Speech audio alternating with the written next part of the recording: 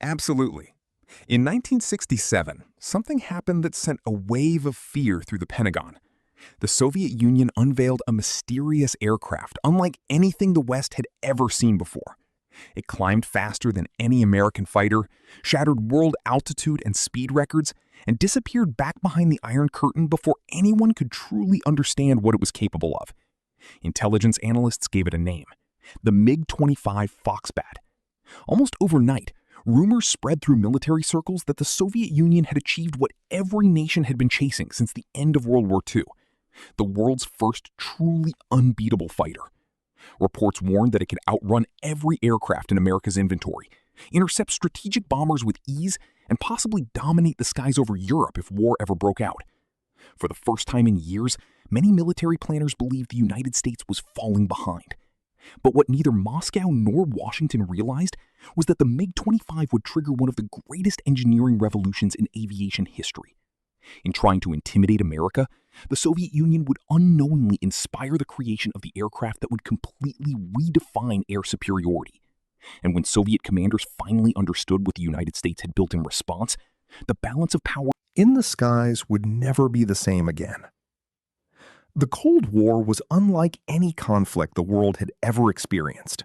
Instead of massive armies constantly clashing on open battlefields, two superpowers competed through technology, intelligence, economics, and military innovation.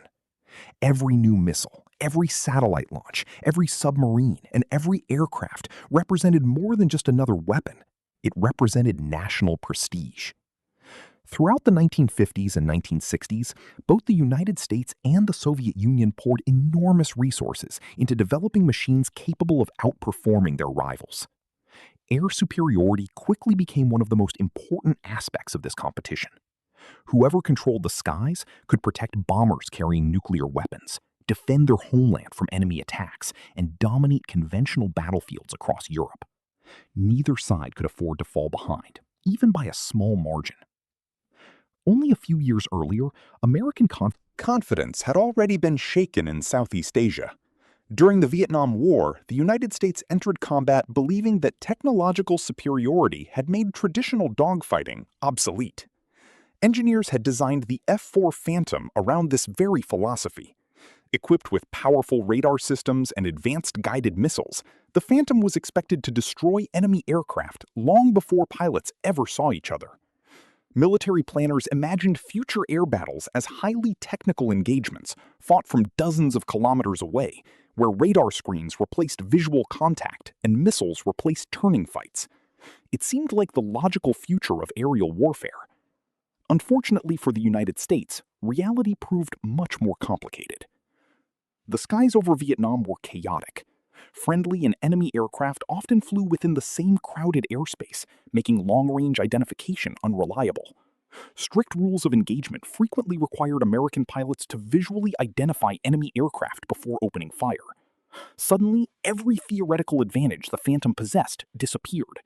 Instead of launching missiles from long distances, American pilots found themselves locked in brutal turning battles against smaller, lighter Soviet-designed MiG fighters that had been built specifically for maneuverability. The Phantom itself lacked an internal cannon because many engineers genuinely believed guns would never be needed again. Worse still, the first generation of guided missiles performed far below expectations, often missing their targets due to technical limitations or difficult combat conditions. American pilots suddenly faced the comfortable reality that their cutting-edge fighter had been optimized for a type of war that simply didn't exist. As military leaders searched desperately for solutions, an even greater problem emerged thousands of miles away. In July 1967, the Soviet Union publicly revealed its newest interceptor during an air show near Moscow. To Western observers, the MiG-25 looked absolutely terrifying. Its enormous engines suggested extraordinary power. Its massive wings hinted at incredible maneuverability. Within months, Soviet pilots used the aircraft to establish astonishing world records for speed and altitude, records that no operational American fighter could match. Western intelligence had almost no reliable information regarding the aircraft's design philosophy, performance limitations, or intended mission. That lack of information proved dangerous.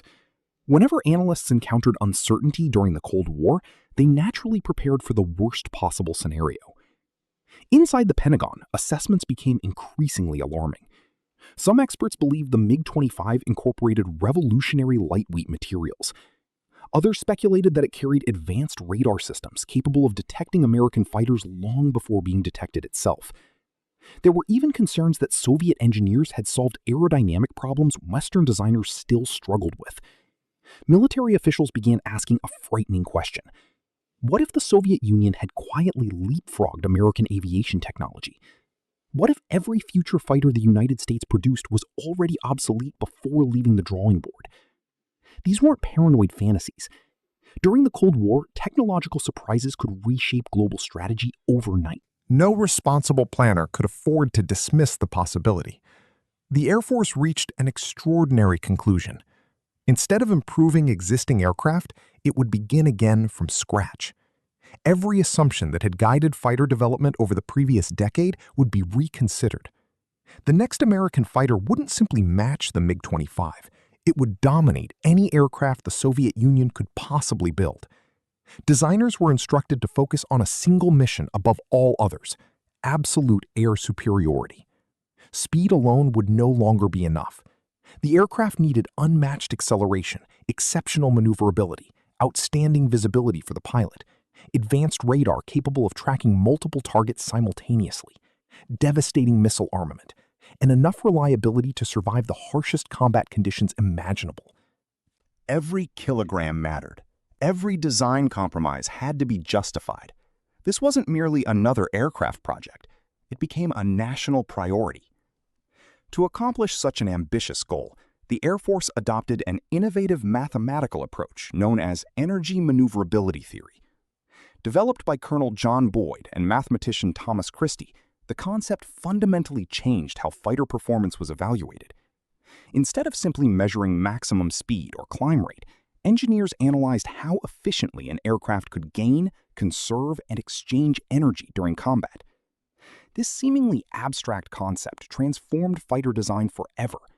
It emphasized acceleration, sustained turning performance, and overall combat effectiveness rather than impressive statistics that looked good on paper but offered little advantage in real dogfights. The lessons learned over Vietnam directly shaped every major decision that followed. After intense competition between America's leading aerospace companies, McDonnell Douglas received the contract to develop the new fighter. Millions of engineering hours followed as designers refined every aspect of the aircraft.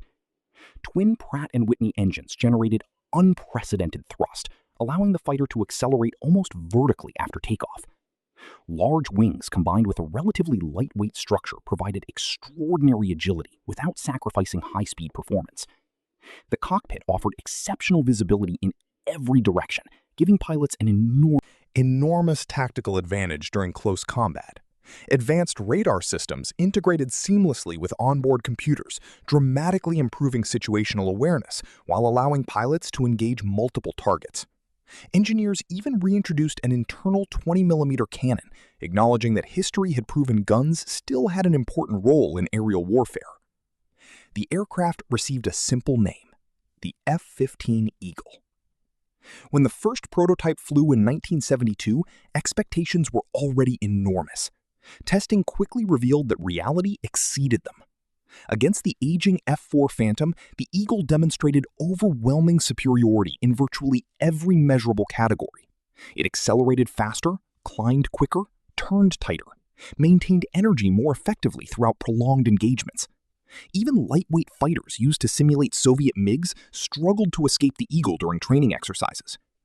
Test pilots repeatedly described the aircraft as remarkably forgiving, while simultaneously possessing extraordinary performance.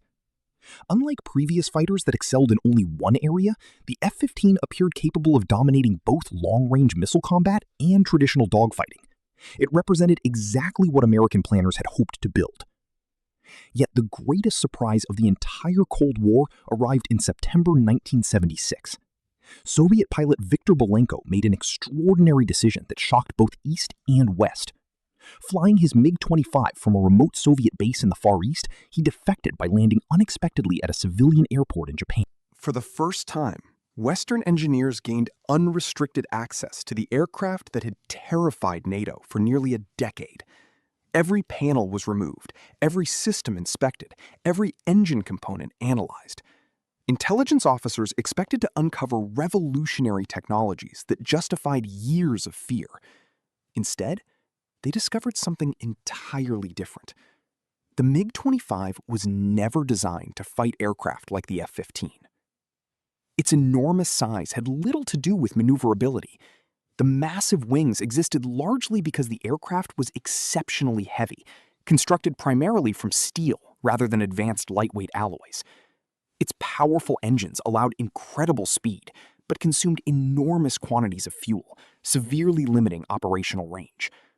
Much of its sophisticated appearance concealed relatively simple technology, chosen for durability rather than elegance. Its radar performed well against high-altitude bombers, but struggled to detect aircraft flying below the horizon. Most importantly, the MiG-25 simply wasn't built for close-range aerial combat.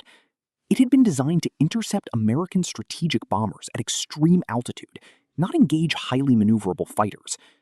The terrifying superfighter that had haunted Western intelligence reports turned out to be something far more specialized.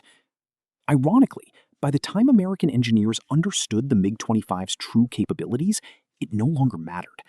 The fear it had created had already accomplished something extraordinary. The United States had built exactly the aircraft it needed. Had intelligence analysts correctly understood the Foxbat from the beginning, the F-15 might never have become the revolutionary fighter it ultimately became.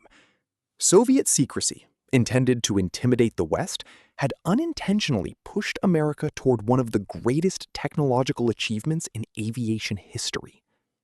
The true measure of any fighter, however, isn't found in engineering reports or promotional brochures. It is written in combat. Beginning in 1979, Israeli Air Force F-15s entered battle against Soviet-built fighters operated by neighboring countries. Engagement after engagement ended the same way. Eagles achieved decisive victories while suffering virtually no losses in air-to-air combat. Throughout subsequent decades, the aircraft repeatedly demonstrated overwhelming superiority across multiple conflicts. More than 100 confirmed aerial victories accumulated without a single defeat in air-to-air combat, a record unmatched by any fighter aircraft in history. The machine conceived during one of America's greatest moments of uncertainty had become the gold standard by which every future air superiority fighter would be judged. For Soviet military planners, the realization came gradually but unmistakably. The MiG-25 had frightened the United States into building an aircraft that fundamentally changed the balance of aerial warfare. What had begun as an attempt to project Soviet technological dominance ended by accelerating one of America's greatest military successes. The F-15 was not merely another fighter jet. It became a symbol of how innovation, adaptation, and relentless engineering could transform fear into overwhelming strength. In the silent technological battle that defined the Cold War, the Soviet Union had intended to force America onto the defensive. Instead, it inspired the creation of an aircraft that would dominate the skies for generations and secure a place among the greatest fighters ever built.